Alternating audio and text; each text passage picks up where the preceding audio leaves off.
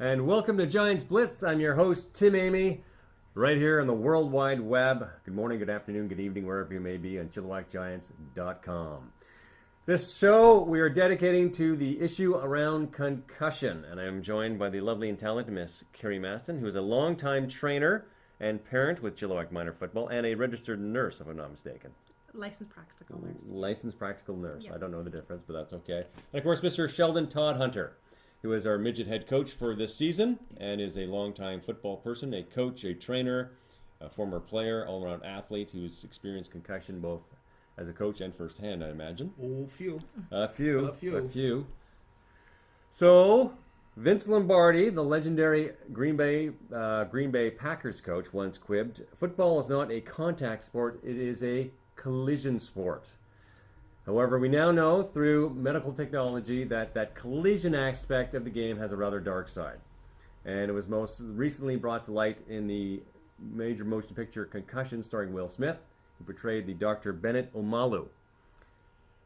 The issue around concussions and the NFL. And Dr. Omalu was working with the Pittsburgh Steelers and some of their former players, and he realized they had many undiagnosed concussions doing brain scans.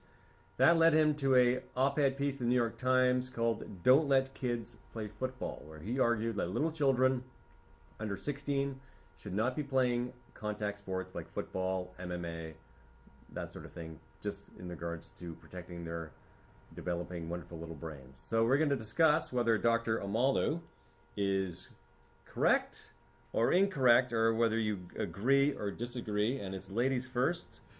Miss Mastin, do you agree or disagree with the fine doctor? Well, I read that article. It's a great article, but I would say I disagree with the article. And what do you disagree about it? Well, you know, with all the statistics that he throws out there and all the information that he gives regarding concussions and what it can lead up to, the long-term effects that we're going to see, absolutely, 100% agree. As far as putting an age on it, that I don't agree with. You know, yes, we have to advocate for our kids, and I know that he's saying that, you know, they can't give their own consent, and that's kind of our job, and we shouldn't be doing that when it comes to the developmental of their brains. But when we put our children into sports, whether it be football, hockey, soccer, any type of sport, even just participating in school sports like PE and things like that, there are certain policies and procedures that are put in place, and they're put in place for a reason, and it's to protect our children.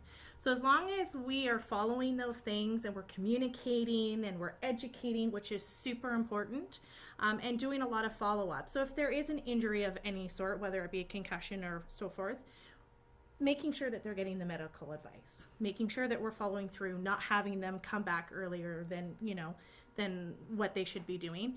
And that's one thing that I really love about the Giants, is that they take concussions seriously. So we have policies and procedures put in place, and we do it for a reason. We have coaches that are educated and take courses, and our trainers are trained and they take courses, and we do concussion management. We document and we follow through, and we communicate with parents, and we communicate with physicians so that the kids are returning when they're supposed to be returning. And we're doing that because we're trying to protect our children. But yeah, besides, I don't agree that there should be an age for the children. Fair enough. Sheldon, where's your stance on Dr. Omalu's position? Well, there again, like, he is speaking as a doctor. He's not speaking as a parent or somebody who's been involved in football for 30 years, such as myself. I don't agree with the doctor. I think we need to actually have these kids used to the contact. I think we need these children to understand that it is a collision sport. Nowadays, with what we're doing compared to what we were doing 30 years ago, it's a completely different game. We have safe contact. We have all these other programs in place that are really educational, with concussion protocol and everything that comes along. Now we're far more advanced than we were 30 years ago. 30 years ago our drills were collision drills. 30 years ago we had drills like the Gauntlet and Slaughterhouse and Windows, where guys were getting full heads of steam before they were making contact. Well, we don't run those kinds of drills anymore. I mean, it's a different approach to teaching and training these kids how to play the game. And nowadays, we're so far more advanced with training procedure, concussion protocol, how to deal with injuries and stuff that, you know, something I think if we hold off on letting kids have full contact till they're 16, I think we're going to be in a whole lot more trouble, to be perfectly honest. Number one, the kids at Adam and Pee Wee level, I question the fact, is there enough velocity for them to seriously hurt themselves? I mean, outside their ego a little bit and make them a little hesitant because they're not used to that contact. But is there enough velocity and inertia in a big hit at that level to create that kind of damage? I don't believe so. But for CTE, which is, Carrie, chronic traumatic encephalopathy. Yep. There we go. Yeah. Wasn't sure I was going to be able to say it. It's not the big whammo hits that knocks the kids out of the game. That's the problem. It's the chronic lifetime of the helmet to helmet like that, right? Yeah. So they're not getting themselves. I think what his position, Dr. Maller's position is, it's not the whammos. It's the chronic buildup from childhood into adulthood that slowly and surely over time degenerates the brain. And I think that's probably where he's coming from. I do understand that's what it is, but that was happening 30 years ago. Nowadays, with safe contact and the new techniques in tackling and what we're teaching the kids compared to what we were doing 30 years ago, where we were teaching kids to be missiles and go in head first. Now there's a lot more technique where we're placing our head when we're teaching our kids how to tackle, where they place their heads, what they need to do. We're going far more to a rugby style tackle than the old style football tackle. And there again, like I say, we're working drills that teach that more so than, you know, like being like a missile. Just go in there and rock them. I mean, football is football. There's always going to be stuff. I mean, soccer has concussions. Horseback riding, I mean, holy smokes, there are tons of concussions in equestrian riding. What does he feel about that? Don't let your child ride a horse? I mean, That's expensive. It's expensive, yeah. So you know, you gotta look at those type of things. I mean, if you eliminate one sport, then you have to eliminate all sports. Mm-hmm. Yeah, and you know, reality is we would have to bubble wrap our children and not let them be active at all. I mean, I think people have a misconception that concussions can only happen when you have a head-to-head contact, when there's just direct contact, but there's indirect contact too. So I could be walking with a friend of mine and we could be goofing around and I push my friend and it could be enough that their neck sways a certain way and that brain inside the head is bouncing off the skull. It doesn't have to be super hard. It doesn't have to be that type of impact.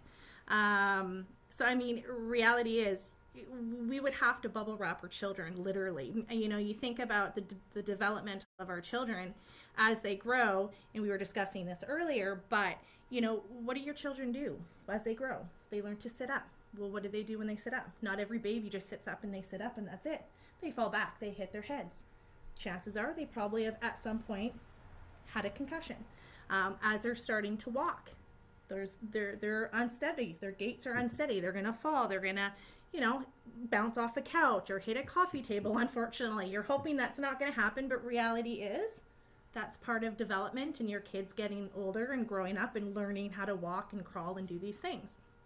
So I find it very interesting because they're saying that it's sport specific and they put a big emphasis on football. There's tons of sports. I agree with you.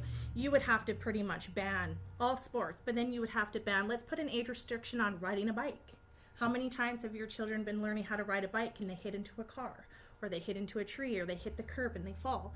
That's enough for you to get a concussion, whether you're wearing a helmet or not. So there's a lot of, you know, you would have to ban virtually almost everything.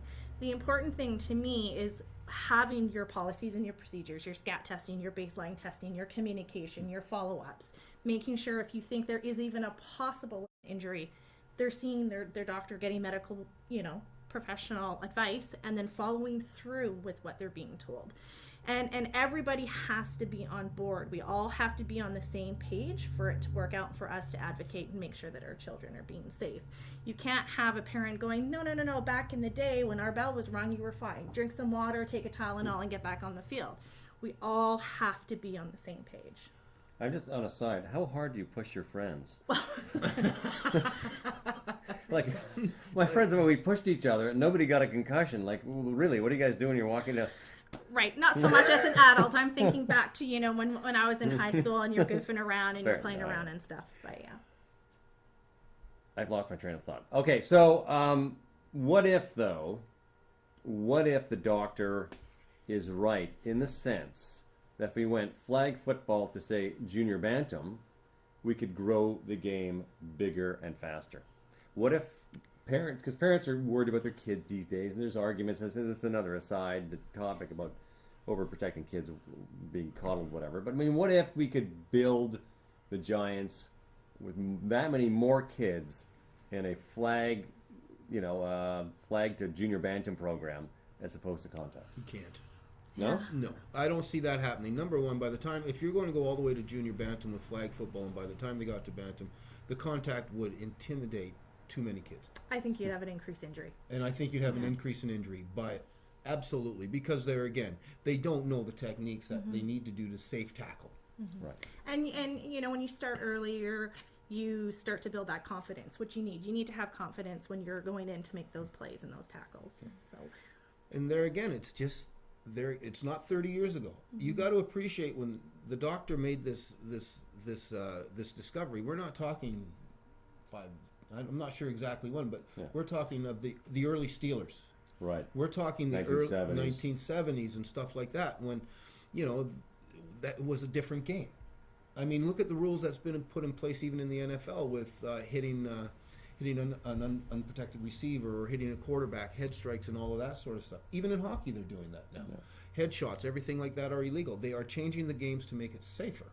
And it really starts with the youth. I really believe it starts with the youth. And like I say, these kids at an early age, so long as they're learning how to tackle safely with proper technique, they're going to be fine. You're going to see a decrease in injury once we start getting to those bigger levels like bantam and midget and stuff like that. Absolutely. If the old days when your bell got rung, it was kind of a badge. Shake it off. It was a badge of honor, and you chuckle at it. And how many fingers am I holding up? 3. Close enough. Go on back. You're ready to go. As long as you weren't throwing up, you were good to go. So, like I say, things are so different from they were 30 years ago. Yeah. So different. And it was interesting. I started researching this, and the Ivy Leagues in the U.S., NCAA, so, you know, Harvard, Yale, Princeton, Brown, Dartmouth, there's a few, several, pardon me. They've now banned contact in practice.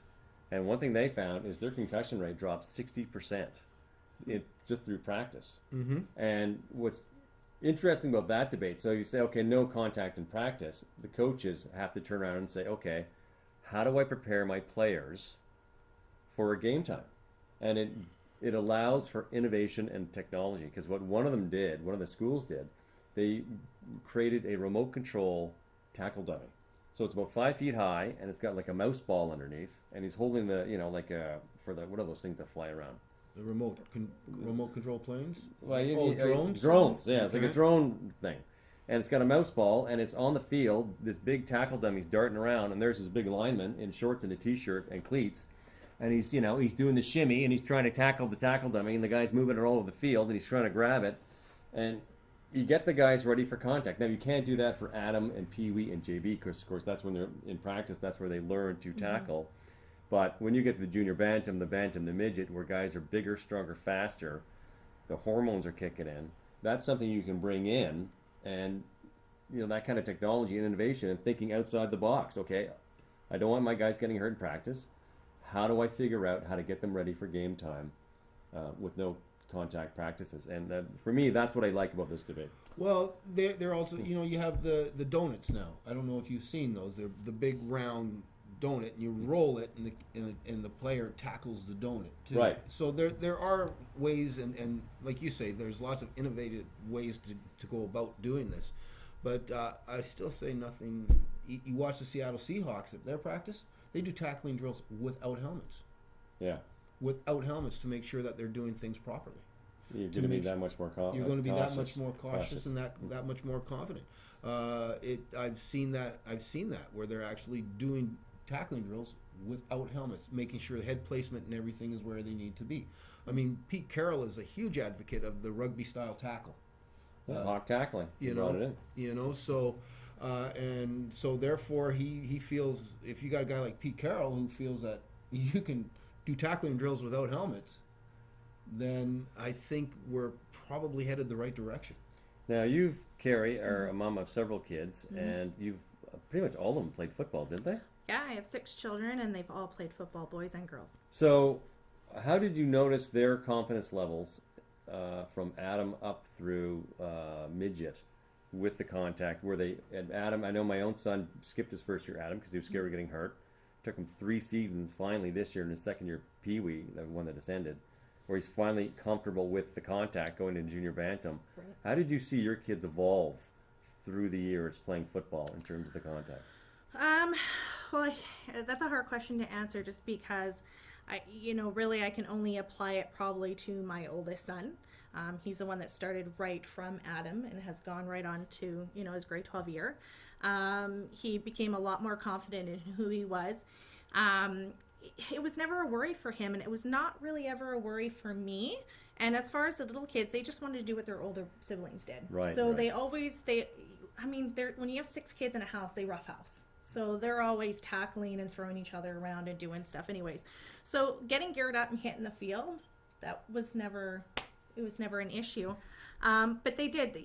I did notice, I did have some children that didn't start right at Adam. I had one child that started at her second year of Pee-wee, I believe it was. And she didn't have that confidence. She didn't have that training. So you were always a little bit more cautious. Okay, what's going to happen? Luckily, knock on wood, she didn't have any serious injuries at all. But you could definitely see when they start earlier, they have that confidence and they have that extra training, right? Instead of just, that 1 year. When they're little, it's that they lose it pretty quickly. But they can, remember once they get back on the field, but they're still, it's that excitement. They're like, oh, I'm going out into the field. They're not really putting everything together. Right. But as they got older, you could see that confidence build. They were getting more confident, more stronger, and more confident in their team players, their coaches, and you get to know, I don't coach, but I know that the coaches, I would assume they get to know who their players are, which ones are stronger at this, which ones are more comfortable, and then obviously you're going to throw them in based on, where their level is. Yeah, absolutely. And you do realize which players may be a little tentative, especially at the early ages. And that's where, as a coach, you can't force anything on them. No. You have to allow them to realize that, hey, boom, I'm all right. I got tackled, or I made a tackle. There was some contact, and everything's still in the right. Everything's still here. Yeah, hey, that's all right. That's Adam football. I think that's Stop the play every 5 minutes for an injury timeout. I hurt my finger. Yeah. More superficial. Yeah. Okay, so to wrap up, Carrie, your final thoughts on Dr. Amalu's contention that he wants to put an age restriction on football, that thanks to the whole concussion issue to protect kids' brains. What are your final thoughts? No, I disagree. Thank you. Okay. Sheldon, I was not kidding. Sheldon.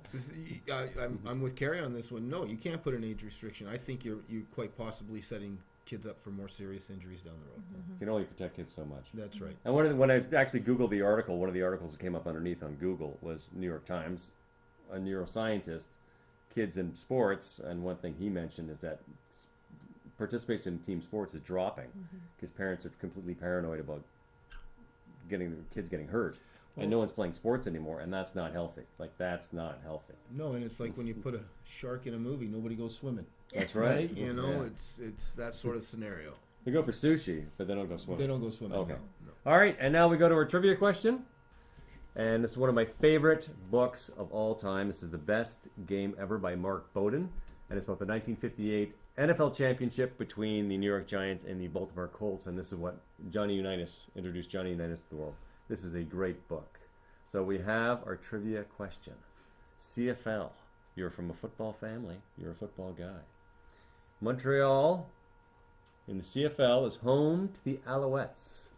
For a brief time in the early 1980s, there was a team of a different name. Who can name the Montreal? Do you remember? In the 80s? 1982. 1982. I Googled it. You would. Montreal. Alouettes folded, and a local group of investors or whatever brought in a new team. Was that Martin Scalabania? Nelson Scalabania was the one on the way out. No, I can't tell you. No, the Montreal Concords. Oh, yes. The Montreal Concords. Absolutely.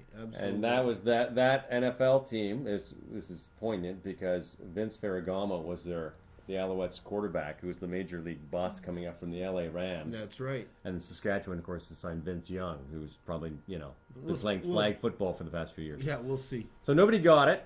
So who wants to read the book? Oh, I'll read it. You read the book. You have to share it with Sheldon once you're finished reading it, okay? Awesome.